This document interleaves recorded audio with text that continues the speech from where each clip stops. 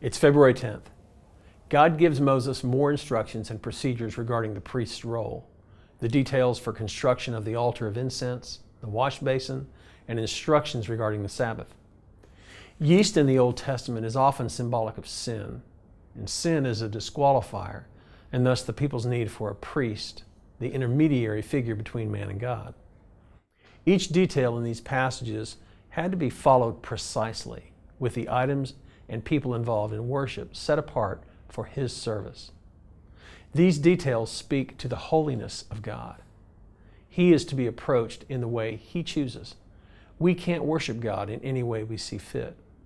God is holy, and He chooses the terms by which we can approach Him. Some things are not up for negotiation. His presence is lethal to fallen man, literally killing those who do not follow proper procedures, as seen in chapter 30, verse 20. These passages remind us that in the midst of God's desire for us to know Him, He is distinct in essence and in nature from His creation. On this side of eternity, His desire for us to know Him is always paired with the acknowledgement that our humanness limits our ability to experience His overpowering, majestic presence. Never mistake God's grace with a willingness to overlook sin.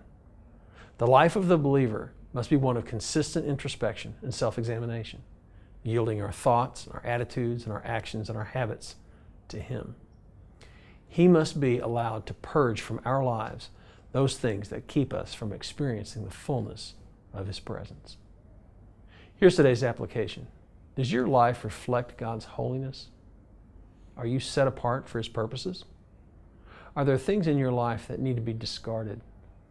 Are there adjustments in your calendar and your checkbook or your daily habits that are needed in order to allow the fullness of His presence to be manifest in your life? Now here's today's prayer.